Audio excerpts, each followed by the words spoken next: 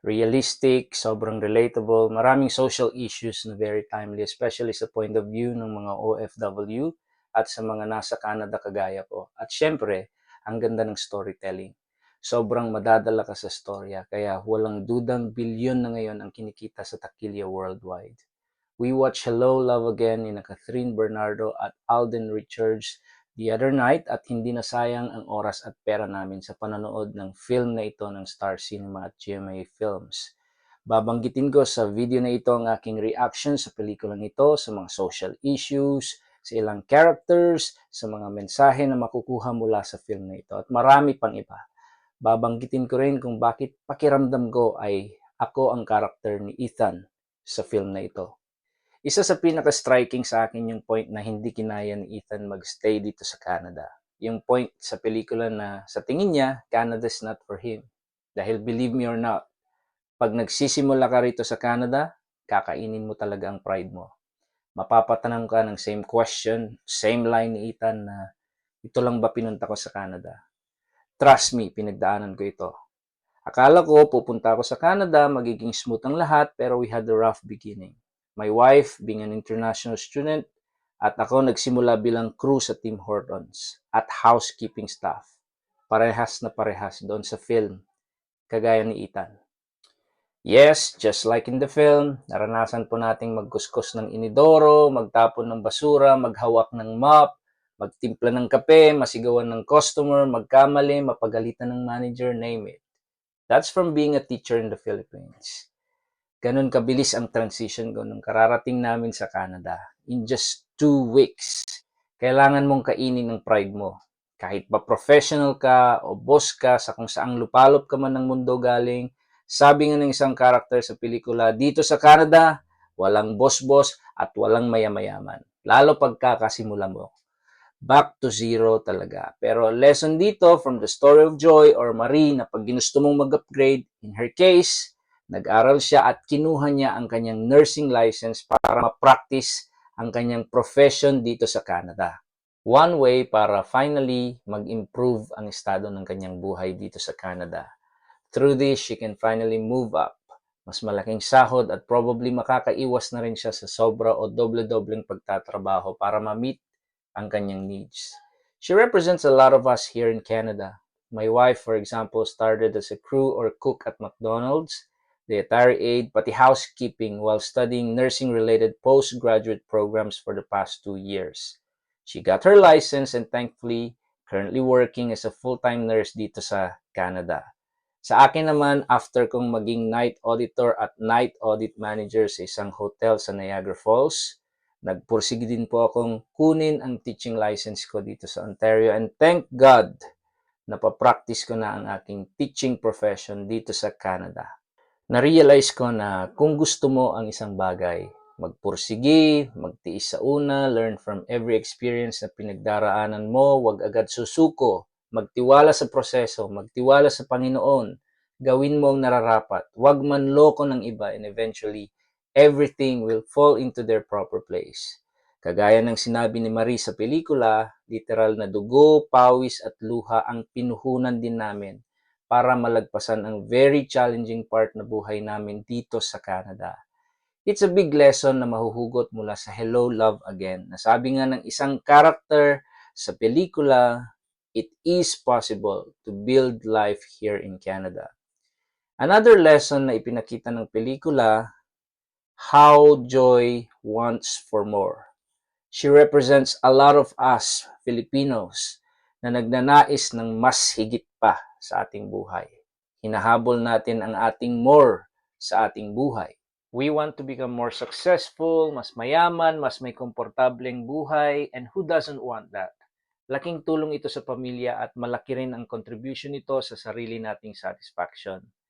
Next point, on the film's definition of home.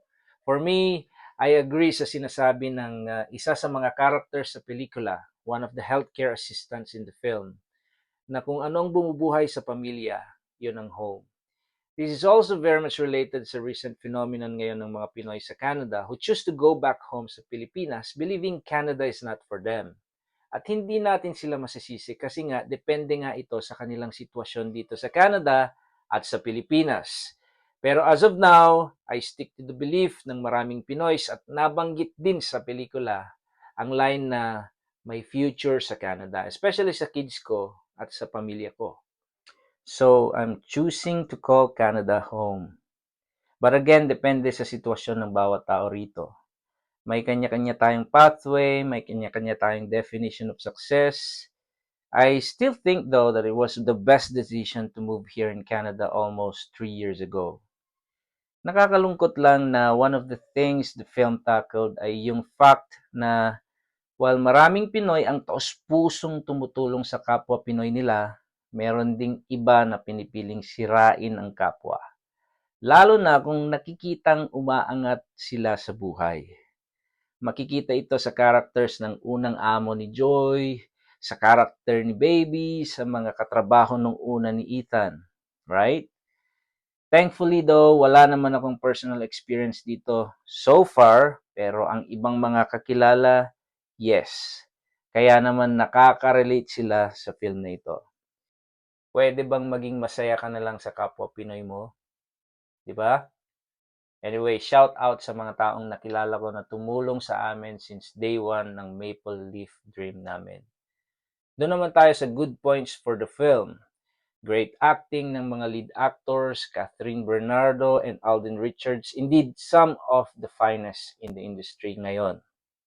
Pati secondary characters, very believable, kagaya ng gumanap na Martha. Very convincing ang acting bilang dementia patient at perfect ang character niya para maipakita sa audience kung gaano kahirap ang trabaho ng healthcare assistants o PSW dito sa Canada, na hindi basta-basta ang trabahong ito.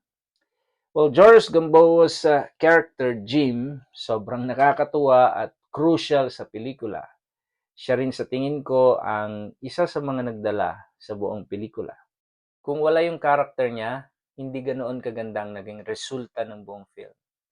Very natural acting at bagay sa kanya. It's good na may special participation pa rin ang old secondary characters for continuity ng film from HK to Canada. Big thumbs up and salute syempre sa director ng pelikula, Cathy Garcia Sampana.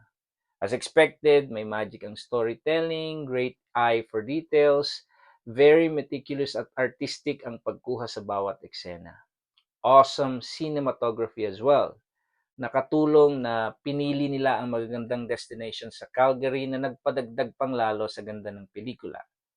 You have to watch this film to appreciate the beauty of this country, Canada, kung bakit pinipili itong pasyalan at ituring na tahanan ng maraming mga Pilipino. Very powerful ang takbo ng storya, pati ang devices na ginamit to present the entire story of the film. Swak at hindi nakakalito ang inclusion ng flashbacks at importante sila so the audience could follow the story and connect puzzle pieces in the film. Crucial ang details na ito to understand the emotion at motivation ng mga characters. Bakit nga ba nag-iba bigla ang pakikitungo ni Joy kay Ethan? Bakit mas pinipili ngayong maging Marie ni Joy and not Joy, right? Things like those. Basta sobrang pinag-isipan. Congratulations sa researchers and writers ng film na ito. Halatang aware sila sa kung anong nangyayari sa loob ng Canada. Flawless din ang editing ng scenes. Good point din na hindi sinayang ng pelikula ang intro at end credits nito. Yung kahit end credit na ay nagkukwento pa rin ang pelikula. Meron pa rin lumalabas na scenes, adding to the unpredictability ng film. At sa intro part din, nagsimula nang magkwento ang pelikula by including some clips at visuals sa opening credits pa lang that serve as foreshadows o clues sa setting at future events sa pelikula. I liked it as well that writers linked the film to real events in history, kagaya ng COVID-19 pandemic, at ginawa itong springboard to explain events in the film. Yung motivation, for example, ni Ethan to return to Hong Kong, kung bakit namatay ang ilang secondary characters from the first film, at marami pang iba. Ang seamless lang at hindi pilit ang pagkakahabi nito sa mga eksena para mapaganda ang buong pelikula.